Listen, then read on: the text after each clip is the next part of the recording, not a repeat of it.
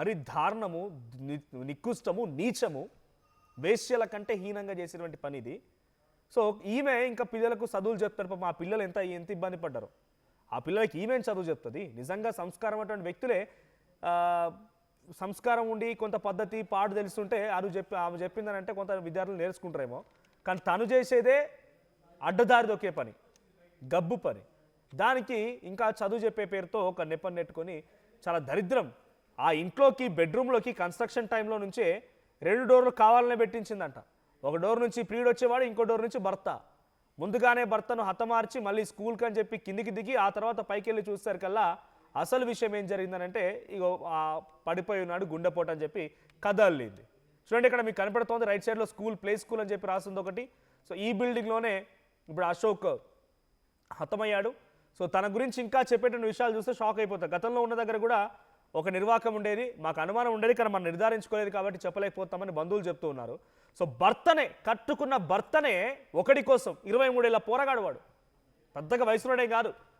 Aunty చూడండి, 23 ఏళ్ళ ఒక అబ్బాయితో కలిసి ఈ నిర్వాకానికి పాల్పడ్డామంటే నీ బతికేదో అర్థమవుతోంది.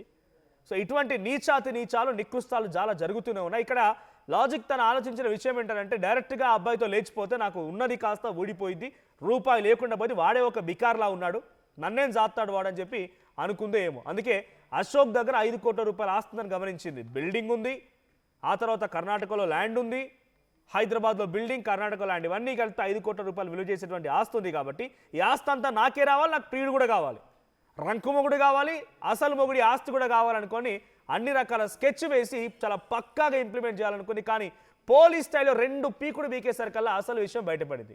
ఇటువంటి ఒక దుర్మార్గురాల్ని ఎలా శిక్షిస్తే ఇటువంటి ఒక మహిళని ఎలా శిక్షిస్తే బాగుంటుందో కామెంట్ చేయండి. చాలామంది చెప్తుంటారు కదా, ఇదే ఇన్సిడెంట్లో కనుక తారుమారై ఉంటే, ఇదే సంఘటనలో తారుమారై ఉంటే, ఇక్కడ భార్య స్థానంలో భర్త ఉండుంటే ఇంకెంత నీచంగా మాట్లాడేవారు, ఇంతమంది రోడ్డుకి ఎక్కేవారు, ఎంతమంది నిరసనలు తెలిపేవారు, ఎంతమంది క్యాండిల్ ర్యాలీలు చేపట్టేవారు. ఇప్పుడేమైపోయింది, నేను అందరినీ ఆడడం లేదు, బట్ ఎవరైతే ఇటువంటి నికృష్టాలని చూస్తూ కూడా సైలెంట్గా ఉండిపోతున్నారో వాళ్ళందరికీ కూడా కొంత ఆలోచించండి ఇటువంటి విషయాలపైన. సో తప్పు చేసే వాళ్ళు 2 రకాలుగా ఉన్నాయి, ఇద్దరు, అటు ఆడ మగ అని తేడాలి, అందరూ తప్పులు చేస్తూనే ఉన్నారు. కానీ ఇక్కడ జరిగిన సంఘటన చూడండి, పెళ్ళయింది, పిల్లలు ఉన్నారు, చాలా చక్కగా జీవితం గడుపుతోంది, మంచి బిల్డింగ్ ఉంది, మంచి ఉద్యోగం ఉంది, చదువు చెప్పడానికి ఒక స్కూల్ ఉంది, అంతా బాగానే ఉంది. 23 ఏళ్ళ పోటు కావాల్సి వచ్చింది. వాడు ఏం పని చేస్తాడంటే డైలీ లేబరు. వాడేదో పెద్దగా మంచి బెంజ్ కార్లు వచ్చి, BMW కార్లు వచ్చి, మంచి మంచి బైక్లు అంతా వేసుకోవడానికి చక్కగా బట్టలు కూడా వాడికి. ఆ ఫోటోలు చూస్తే అర్థమవుతుంది. వాడిని ప్రేమించి వాడితో రంకు మొదలుపెట్టి, వాడు రావడానికి ఎంట్రీ కోసం సపరేట్ డోర్ కూడా పెట్టించిందట ఇంట్లో. వాడిని పిలిచి ఈ రకమైన నిర్వాకానికి పాల్పడి ఆ తర్వాత కట్టుగా తల్లింది. మా ప్రతి నిర్మల ఉన్నారు. నిర్మల, సో ఇన్సిడెంట్కి సంబంధించి పోలీసులు ఏం చెప్తున్నారు? ఇప్పుడు ఆ పూర్ణిమ అదుపులోకి తీసుకున్నారా? పూర్ణిమ ఏకంగా ఇందాక ఆ వీడియోలో మాట్లాడుతున్నారు, షాపింగ్ కూడా వెళ్ళిందంట, భర్త చనిపోయిన తర్వాత షాపింగ్కి వెళ్ళిందంట. ఏంటి ఆ మహిళ అసలు ఇంత దారుణంగా ఎలా ఆలోచించగలుగుతున్నారు? ఇప్పుడు ఆమెపై ఎటువంటి చర్యలు తీసుకుంటున్నారు పోలీసులు?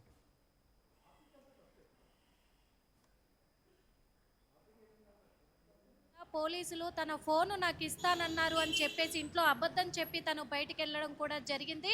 అక్కడ బయటికి వెళ్ళిన తరుణంలో కొడుకుతో పాటు తను షాపింగ్కి వెళ్ళింది, తన లవర్ అయినటువంటి మహేషే తీసుకెళ్ళినట్టుగా కూడా కుటుంబ సభ్యులైతే ఆరోపిస్తున్నారు. అదేవిధంగా మరి పోలీసులు తనను అదుపులోకి తీసుకొని రిమాండ్ కూడా తరలించారు. అక్కడ కూడా తను చెప్తున్నట్టుగా తెలుస్తుంది పోలీసులకు కూడా.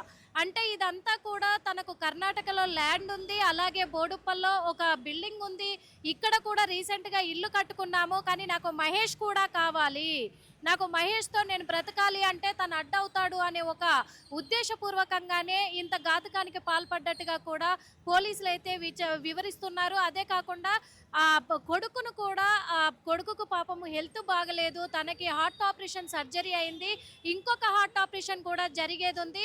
ఇప్పుడు పూర్ణిమకు కూడా బ్రెస్ట్ క్యాన్సర్ ఉంది. ఈ బ్రెస్ట్ క్యాన్సర్ని తగ్గించడానికి కూడా తనకు ట్రీట్మెంట్ పాపము అశోకే తీసుకెళ్ళి చెన్నైలో ట్రీట్మెంట్ ఇప్పిస్తూ ఉన్నాడు. అయినప్పటికీ కూడా ఏ మాత్రం కనికరం లేకుండా ఏ మాత్రం కనికరం లేకుండా తన మీద ఇంత ఘాతుకానికి పాల్పడింది.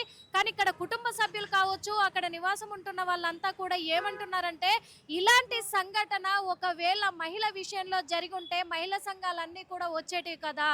అంటే మహిళలకు అన్యాయం జరిగితేనే వస్తారా, పురుషులకు అన్యాయం జరిగితే ఏ మహిళా సంఘాలు రావా, ఏ ర్యాలీలు ఉండవా? కాకపోతే ఒక ప్లాన్ ప్రకారం పకడ్బందీగా కూడా ఇల్లు కట్టుకున్నట్టుగా తెలుస్తుంది. పైన సెకండ్ ఫ్లోర్ లో పూర్ణిమ వాళ్ళు ఉంటారు. అక్కడ బెడ్రూమ్ లో నుంచి కూడా బయటికి అలాగే పెంట్ హౌస్ కి కలిపి మెట్లు కట్టించుకున్నట్టుగా కూడా తెలుస్తుంది. రెండు వైపులా మెట్లు కట్టించుకొని ఓ దారి అంటే మహేష్ వచ్చినప్పుడు తెలియకుండా ఉండడానికి, తను రావడానికి పోవడానికి తన కోసమే కట్టించుకున్నట్టుగా కుటుంబ సభ్యులు చెప్తూ ఉన్నారు. పెంట్ హౌస్ లోకి కూడా ఈ సెకండ్ ఫ్లోర్ నుంచి బెడ్రూమ్ లో నుంచి పెంట్ హౌస్ కూడా మెట్లు కట్టించుకున్నట్టుగా తెలుస్తుంది. ఇంకా ఇంటికి కూడా ముందు నుంచి ఒక గేటు, వెనకాల నుంచి ఒక గేటు పెట్టించింది. ఈ దారుణానికి పాల్పడ్డ తర్వాత వాళ్ళను మహేష్ ఫ్రెండ్ సాయిని కూడా వెనక వైపు గేటు నుంచే తను తప్పించింది అనేది కూడా ఆరోపిస్తూ ఉన్నారు. పోలీసులు వివరణ ప్రకారం కూడా అది పర్టికులర్ గా తెలుస్తుంది. వెనక గేట్ నుంచే వెళ్ళిపోయారు అని చెప్పేసి కూడా పోలీసులు కూడా నిర్ధారణకైతే రావడం జరిగింది.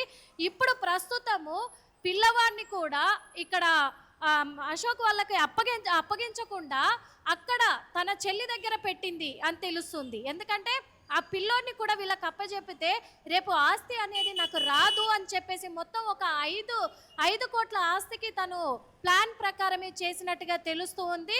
పిల్లోడిని కూడా వాళ్ళకి అప్పచెప్పేస్తే నాకు ఏది చెందదేమో అనే ఒక ఉద్దేశంతో ఇక్కడ ఆస్తి కావాలని చెప్పి భర్తని హతమార్చింది అని అంటే ఆస్తి కావాలంటే అడక్క తినాలి రోడ్డెక్కి. పాపం నలుగురు పిల్లలు లేకపోతే ఇంకా చాలా మంది ఉన్న వాళ్ళు కూడా బయటకు వచ్చి ఆస్తి కోసం కొట్లాడకుండా పుట్టడు అన్నం కోసం కొట్లాడుతూ వాళ్ళంతా అడుక్కుంటున్నారు. ఆస్తి కావాలంటే అడుక్కోవాల్సింది. దానికి ఒక కట్టుకదాల్ని పెళ్లి చేసుకొని భర్తతో పిల్లల్ని కానీ ఆయనకు ఆస్తి ఉందని చెప్పి ఇక్కడ చాలదన్నట్టు ఇంకో రంకు మొగ్గుని తయారు చేసుకొని వాడు రావడం కోసం ఒక ఎంట్రీ పెట్టేసుకొని ఒక కట్టుకదాల్ని భర్తను చంపడమా? ఇంత దుర్మార్గాలు. అటు పూర్ణిమ వైపు బంధువులు ఏం చెప్తున్నారు? మరి పూర్ణిమ తరఫున తల్లిదండ్రులు కానివ్వండి లేకపోతే వాళ్ళకి సంబంధించిన బంధువులు ఏం చెప్తున్నారు? అసలు పూర్ణిమకి ఎటువంటి పాపం తెలియదు అంటున్నారా? ఇంత బయటికి విషయం వచ్చిన తర్వాత వాళ్ళ రియాక్షన్ ఏంటి? అంటే వాళ్ళు పూర్ణిమకు ఎలాంటి పాపం తెలియదు అనడానికి అవకాశం లేదు మనోజ్. ఎందుకంటే ఆల్రెడీ తను ఈ పెళ్లికి ముందే ఆల్రెడీ వేరే అతనితోటి ప్రేమాయణంలో ఉండి తన ఇంటి నుంచి వెళ్ళిపోవడం జరిగింది. పూర్ణిమ తల్లిదండ్రులు తనని కొట్టి తీసుకురావడం కూడా జరిగింది. ఆ తర్వాతే రాకేష్తో మళ్ళీ అశోక్తో ప్రేమాయణం జరిపించి అశోక్ని బుట్టలో పడేసుకుంది. పాపం అమాయకున్ననే చెప్పుకోవాలి. అమాయకుణ్ణి మళ్ళీ ప్రేమలోకి దింపి ఆర్య సమాజ్కి తీసుకెళ్లి పెళ్లి చేసుకునే పకడ్బందీగా ప్లాన్ చేసింది. అప్పటికీ కూడా ఇక్కడ అశోక్ తల్లిదండ్రులు కూడా వాళ్ళకు స్టార్టింగ్ నుంచి తెలుసు కాబట్టి, దూరపు బంధువు కాబట్టి తల్లిదండ్రులు వద్దు నా కొడుకును మోసం చేస్తుంది అని ఎంతగానో చెప్పినప్పటికీ కూడా లేదు నేను పెళ్లి చేసుకోవాల్సిందే అని చెప్పేసి బలవంతం పెట్టడంతో తీసుకెళ్లి తనను ఆర్య సమాజ్లో పెళ్లి చేసుకోవడం కూడా జరిగింది. ఎందుకంటే మొదటి నుంచి కూడా పూర్ణిమ స్వభావం ఇది అని తల్లిదండ్రులకు తెలుసు కాబట్టే తల్లిదండ్రులు ఏ మాత్రం కూడా బయటికి మాట్లాడట్లేదు. అలా అని చెప్పేసి పూర్ణిమ మంచిది తనకే పాపం తెలియదని చెప్పడానికి ఛాన్సే లేదనుకోవాలి. ఈ మధ్య కాలంలో మనం చూస్తున్నాము. ఎందుకంటే ఇలాంటి వ్యామోహానికి ఎక్కువగా కూడా పాల్పడుతూ ఉన్నారు.